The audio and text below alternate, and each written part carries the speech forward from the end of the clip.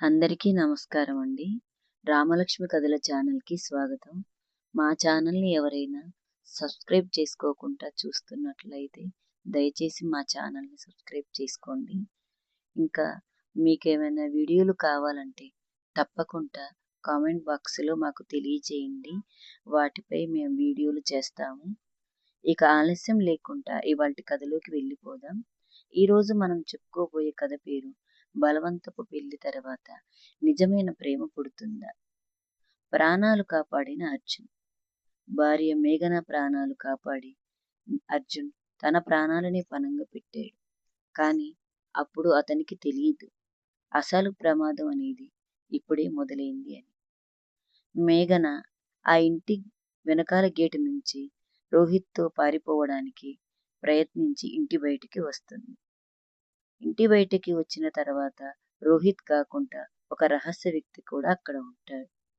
అక్కడ ఒక పెద్ద గొడవ జరిగిన తర్వాత అర్జున్ మేఘనను కాపాడి మెల్లిగా ఇంటికి తీసుకువస్తాడు. అర్జున్ మేఘన ఎక్కడికి వెళ్ళారో తెలియదు కాబట్టి ఇంట్లో అందరూ ఆందోళనగా ఎదురు చూస్తుంటారు. అత్త ఇలా అడుగుతుంది, ఏమైంది, ఈ టైంలో ఎక్కడికి వెళ్ళారు అని. అర్జున్ కలగజేసుకొని, అమ్మా ఏం లేదు, ఇది చిన్న విషయం, ఊరికే సరదాగా అలా బయటికి వెళ్ళాం మేము, సారీ అమ్మా చెప్పకుండా వెళ్ళినందుకు అని అర్జున్ అమ్మతో మాట్లాడతాడు. మేఘన మాత్రం తలదించుకొని నిలబడుతుంది కానీ ఒక్క మాట కూడా మాట్లాడదు. అలా ఆ రోజు అయిపోతుంది. మరుసటి ఉదయం మేఘన బాల్కనీలో ఒంటరిగా కూర్చొని ఉంటుంది. ఎందుకంటే రాత్రి రోహిత్తో పారిపోవడానికి ప్లాన్ వేసుకున్నా కుదరడం లేదని తను బాధలో ఉంటుంది. ఇంకా అర్జున్ కాపాడినందుకు తనకేమీ అర్థం కాక ఆలోచిస్తూ ఉంటుంది. ఇంతలో అర్జున్ 2 కప్పుల టీ తీసుకొని బాల్కనీ దగ్గరికి వస్తాడు. అప్పుడు అర్జున్ అడుగుతాడు మేఘనని, టీ తాగుతావా మేఘన అని అడుగుతాడు. ఆ మాటలు విన్న మేఘన ఏమీ మాట్లాడదు. అర్జున్ టీ కప్పు అక్కడ పెట్టి వెళ్ళిపోతాడు. మేఘన ఆశ్చర్యంగా చూస్తుంది. ఎందుకంటే రాత్రి అంత జరిగినా తనను ఏమీ అడగట్లేదని అర్జున్ ఆమెకు ఆశ్చర్యంగా ఉంటుంది. ఇంకోవైపు రోహిత్ ఒక పాడుబడిన గోదాంలో ఒక రహస్య వ్యక్తిని కలుస్తాడు. రోహిత్, నువ్వు పంపిన వాళ్ళ వల్ల నా చావు తప్పించుకున్నా అని గొడవ పడతాడు ఆ రహస్య వ్యక్తితో. అందుకు ఆ రహస్య వ్యక్తి కోపంగా, నోరు మూసుకో, అసలు నీకు ఏమీ చేత కాదు, చెప్పింది చెప్పినట్టుగా చెయ్యలేకపోయావు, నువ్వు మేఘనను బయటికి తీసుకురాలేకపోయావు, నువ్వు ఇంకా ఏమీ మాట్లాడవద్దు అంటాడు ఆ రహస్య వ్యక్తి. అర్జున్ బతుకున్నంత వరకు మన ప్లాన్ సక్సెస్ కాదు, మనం ఖచ్చితంగా అర్జున్ ఏదో ఒకటి చెయ్యాలి అనుకుంటారు వాళ్ళిద్దరు. అలా అదే రోజు సాయంత్రం అర్జున్ ఆఫీస్ నుంచి బైక్పై ఇంటికి వస్తుండగా వెనక నుంచి ఒక లారీ వేగంగా వస్తుంది. అది నేరుగా అర్జున్ బైక్ను ఢీకొట్టడానికి ప్రయత్నిస్తుంది.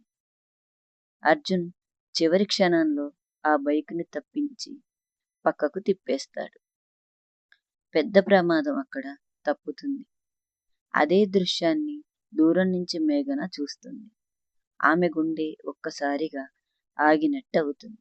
ఎందుకంటే వెనక నుంచి వస్తున్న ఆ లారీ బైక్ని ఢీకొట్టినట్టయితే తప్పకుండా అక్కడ ప్రమాదం జరిగి ఉండేది.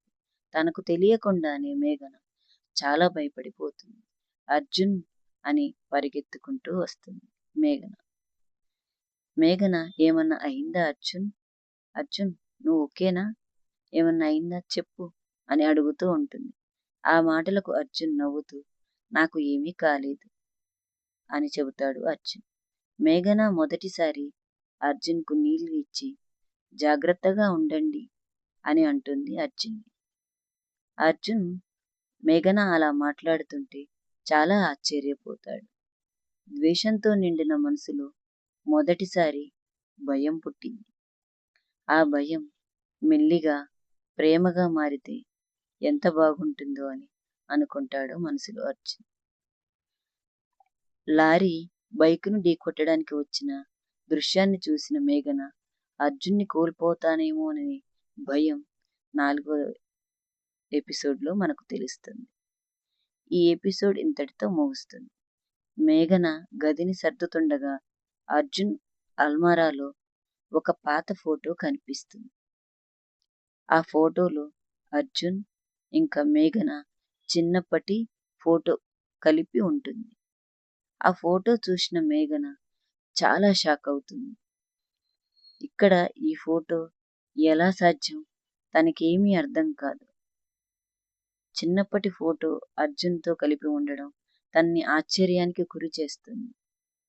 నేను ఇది ఎలా తెలుసుకోవడం అని తనలో తానే మదనపడుతూ ఆలోచన లోపలికి లోతుగా ఆలోచిస్తుంది.